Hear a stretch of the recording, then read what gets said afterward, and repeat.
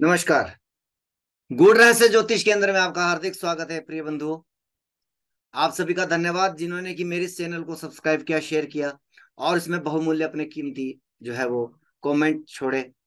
प्रिय बंधुओं, आज वैसे बहुत समय बाद जो है यूट्यूब पर वापस आया हूँ। हालांकि ऐसा नहीं है कि मैंने प्रयास नहीं किया, बहुत सारे प्रयास किए।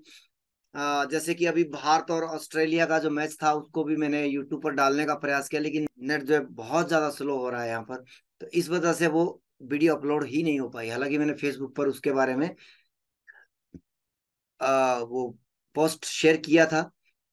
और फिर अफगानिस्तान और भारत का मैच भी मैंने जो है वो कवर करने का प्रयास किया, लेकिन वही इशू है। अब आज भी मैं प्रयास कर रहा हूँ, देखते हैं ईश्वर को क्या मंजूर है। आज पुनः मैं आप प्रयास करता हूँ, अगर नेटवर्क इशू ना हुआ तो ये वीडियो अपलोड हो आपके सामने। देखिए, अभी तक गुरु की कृपा और भगवान का आशीर्वाद और आप लोगों की दुआ से इस चैनल पर जितने भी भविष्यवाणियां की गई है वो सभी की सभी जो है सफल रही है। और आज भी मैं उम्मीद करता हूं कि मेरे गुरु और मेरे ईश्वर का मुझ पर आशीर्वाद बना रहे। मैं आज लेकर के आया हूं महामुकाबला विश्व कप 2023 का, क्रिकेट वर्ल्ड कप 2023, भारत और पाकिस्तान का मुकाबला। और भगवान से प्रार्थना करता हूं कि ये वीडियो कम से कम यूट्यूब पर अपलोड हो। प्रयास करूंगा। आप सभी जो है इस चैनल को अपग्रेड करने का प्रयास करिए, शेयर करिए, अपने मित्रों तक पहुंचाइए। और और इससे अधिक मैं क्या कर भी क्या सकता हूँ। आप लोग के ऊपर निर्भर करता है किसको आज स्टार बना दे, किसको आप जो है वो मिट्टी में गिरा दे। लेकिन थोड़ा सा व्यूवर्स को भी ये सोचना चाहिए कि किस पर्पज से जो है वो क्या क्या कंटेंट डाला जा रहा है। आप मेरे उस ताम झाम के ऊपर मत जाइएगा। मैंने आपको जितनी भी भविष्यवाणियां करके दी है अपने गुरु की कृपा से, आशीर्वाद से, वह 100% अब तक सफल हुई है। तो आप सुनना क्या चाहते हो वो आपके ऊपर निर्भर करता है। अब कुछ लोगों को आदत पड़ी है वो शॉर्टकट वाले फॉर्मेट, या मुझे वो उस पे मेरी इतनी गहरी पकड़ नहीं है ज्योतिष के अंदर, मुझे बहुत समय लगता है। आज पूरा दिन मेरा इस पर गया है। तो प्लीज मेरी इस मेहनत को जो है कम से कम समझने का प्रयास करिए। आइए चलते हैं। सबसे पहले मैं आपके सामने व्हाइट बोर्ड शेयर कर रहा हूँ।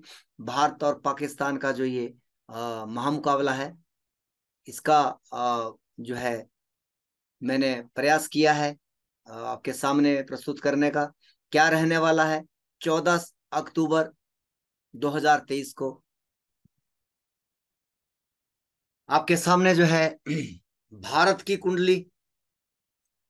हालांकि भारत और पाकिस्तान या बांग्लादेश की जो है हम लोगों के पास जो है वो सही डाटा है इसलिए हम हद तक प्रयास करते हैं कि उनकी प्रेडिक्शन हमारी सही जाए। पिछली बार जो भारत और ऑस्ट्रेलिया का जो मुकाबला हुआ था, हालांकि प्रेडिक्शन बिल्कुल सही गई, लेकिन हमारे पास अन्य कंट्रियों की जो है वो डाटा नहीं है। तो हम उसमें कहीं ना कहीं थोड़ा सा डाउट में भी रहते हैं, लेकिन प्रयास करते हैं अपनी तरफ से जितना कि हमें हमारे गुरुओं ने सिखाया है, हमारे ईश्वर ने हमें बुद्धि दी है उसके अकॉर्डिंग। आइए चलते हैं। सबसे पहले आप जो है व्हाइट बोर्ड पर जो है वो अपना ध्यान दें। तो भारत की कुंडली है दो 1947, 15 अगस्त 1947 रात 12 बजे दिल्ली का जन्म है। वृषभ लगन की है और लगन में ही राहु और सप्तम भाव में केतु विराजमान है। तीसरे हाउस में जो है वह सूर्य, शनि, चंद्र, बुध और गुरु है। और सॉरी, सूर्य, शनि, चंद्र, बुध, शुक्र और छठे भाव में देव गुरु बृहस्पति है। और पाकिस्तान की कुंडली जो है मेष लगन की है। 14 अगस्त 1947 रात 12 बजे इस्लामाबाद का जो है वो हमने टाइम जोन डाला है, समय डाला है। तो मेष लगन की कुंडली है। सेकंड हाउस में राहु, थर्ड हाउस में मंगल चंद्र और फोर्थ हाउस में सूर्य, शनि, शुक्र व बुध। और सप्तम भाव में देवगुरु बृहस्पति और अष्टम भाव में केतु पाकिस्तान के विराजित हैं। मेरा इसके ऊपर बहुत मैं इस समय में ज्यादा टाइम आपका लेना नहीं चाहूंगा। जो मेरा कंटेंट है या जहाँ पे मैं मेरी पकड़ अधिक है इन विषयों पर, जैसे कि मैंने पिछले 2023 2022 2020 विश्व कप को भी कवर किया था, और वहां पर भी मुझे बहुत सफलता मिली। तो उसका सफलता का श्रेय मैं अपने कोर्ट चक्कर की इस पद्धति के ऊपर आना चाहूंगा मुख्यतः, क्योंकि फिर हमें दशाओं में जाना पड़ेगा, वहां से हमें फिर आगे बढ़ना पड़ेगा। तो आइए कोर्ट चक्कर पर विश्वास करते हैं और उसी के ऊपर हम जो है फोकस करते हैं। सबसे पहले भारत का कोर्ट चक्कर। भारत का जो कोर्ट स्वामी है वो चंद्रमा है, और कोटपाल जो है वो राहु है। सबसे पहली बात कि पुष्य नक्षत्र है, 8 नंबर से जो है ये कोर्ट चक्र प्रारंभ होता है। तो कोटपाल का बाहर रहना अच्छा होता है, और कोट स्वामी का अंदर रहना अच्छा होता है। शुभ ग्रहों का अंदर होना अच्छा होता है, और अशुभ ग्रहों का जो है वो कोट से बाहर होना जो है वो अच्छा माना गया है। लेकिन यहाँ कमोवेश जब हम किसी से प्रतिस्पर्धा की बात करते हैं तो दोनों के कोट चक्कर की स्थितियों को मद्देनजर रखते हुए किसी भी परिणाम तक पहुंचते हैं, प्रयास करते हैं। आइए चलते हैं। कोट कोट चक्कर में जो स्तंभ है, मतलब सिंहासन है या मर्म स्थान है, वहां पर शनिदेव जो है वो विराजित है। ये एक नकारात्मक परिस्थितियां भारत के लिए बनी हुई है। अ, चंद्रमा जो कोट स्वामी है वह भी जो है बाहर की तरफ जो है जा रहा है। अब कोट स्वामी राहु, कोट स्वामी राहु जो है वह कोट परकोटे से बाहर या बाह्य भाग में जो है वह विराजित है। ये एक पॉजिटिव स्थिति कही जा सकती है।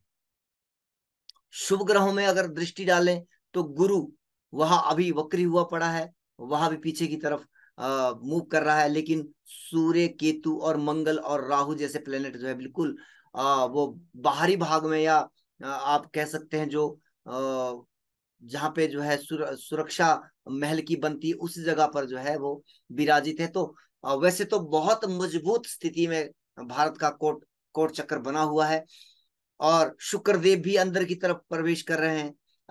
परंतु चंद्र और बुध जो है वो कोट से बाहर की तरफ जा रहे हैं, शनि देव अंदर पड़े हुए हैं।